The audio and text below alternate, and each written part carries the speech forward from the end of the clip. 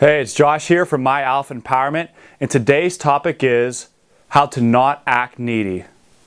Okay, so the first and primary important thing to not being needy and not acting needy is your presence is going to show her so much more than the rules. And by rules, I'll give you an example. So you hear about the 48-hour rule. You shouldn't text a woman, until 48 hours have passed, after a date. And it's so technical, but if the guy truly is needy and here, she's going to be able to sense that whether he waits 48 hours or waits an entire week. You see, this is where your instinct comes into play, because a lot of people want to just look at a piece of paper and say, if I do this, if I do this, if I do that, everything is going to be perfect and flawless. However, they are very mistaken. Your vibe is going to show her so much more. And if you're feeling desperate and needy in here, it will come out eventually. You might be able to pull off 3 to 5 dates, but later on in the relationship, as things progress, it's going to reveal itself very fast, and she's going to be able to tell right away. Okay, so I'm going to fill you guys in on a little secret of mine. One of the best ways for me to overcome that neediness feeling was to get on my mission and to keep busy every single day. Back when I was consistently acting needy, the number one thing that I was doing wrong, I was making my woman the primary mission in my life. And every day I would wake up and my number one goal would be to let her know how much I love her. And letting your woman know that you love her is very important, but if you're going about it the wrong way, it's going to backfire on you and you're not going to see the results that you'd like to see in your dating life and in your relationships. So I encourage you, if you're feeling needy right now, learn and know that experience is important, because as you date more women, it's going to become easier not to become needy. But when you first start, you're like, I don't want to miss out on this opportunity, so I'm going to cling to this lady because she might be the last one I will ever get. She might be the last attractive sweetheart that I ever hook up with. And if that's your mindset right now, it can change. You just got to realize that your mission is going to help you with this. I promise you. So if you get on your life purpose and you start chasing your dreams, that will give you something to look towards and something to desire. And what's amazing is your woman can sense this. When you wake up in the morning and you give your woman a call and she goes, well, hey, what are you going to do today? And you say, passionately, you say, well, I'm going to work on this new business project I'm doing. And I'm so pumped about it because it's a new opportunity and it's something I've never done before. And she'll be able to feel that excitement and that desire and passion coming from within here. And you're not going to have to fake anything. Because there has been times where I'm like, okay, I'm not going to act needy. I'm going to act like an alpha male, and I'm going to try to project this power and see if she responds with more attraction towards me. And because I wasn't feeling it from within here, that's why I teach you to be empowered from within. Because if it's coming from without here, it's not going to work. She's going to sense it. And women are more intuitive than men, just their nature. They're very socially calibrated and they're very smart. So the first thing, like I said, we want to do is you want to get on your mission. If you have an average job right now that you're not that passionate about, it's time to look at what your true desires are. I am not telling you to quit your job. I'm not telling you to lose your house, lose your car, all because of some foolish decision. You could eventually pursue a career that's very well suited for you and something you'd really enjoy. So don't take it too seriously. Just enjoy the journey. Another mistake guys can make is the constant contact mistake, where every single day they want to be texting her throughout the entire day. And they fear that dreaded loneliness that is about to come on them. And it always comes back on them because they haven't dealt with the root issue internally.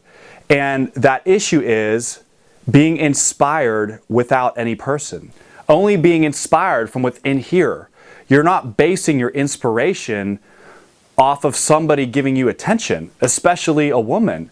And the moment you start relying on women for all of your validation, for all of your security, I'm telling you what, that is going to fall out very fast. It's going to drop, it's going to shatter, and you are going to be left picking up the pieces, feeling lonely again. So if you want to have success in this area of not being clingy and needy, you've got to learn how to rely on yourself for that internal energy, that internal vibe, and most of all, your happiness and your contentment. You know, when you go out in public and you're on your life mission, everybody can truly sense that. I've tested this out hundreds of times, and it's proved to work with tons of guys. And the thing is, like I was saying, it's more about the vibe and your presence over a set of rules. You can't fake it. It's something in here that is invisible, but it's very important. You can't neglect. So in summary, make sure you put presence and vibe over rules. It will outrule them any day of the week. And most of all, that will be the way to not be needy and clingy anymore.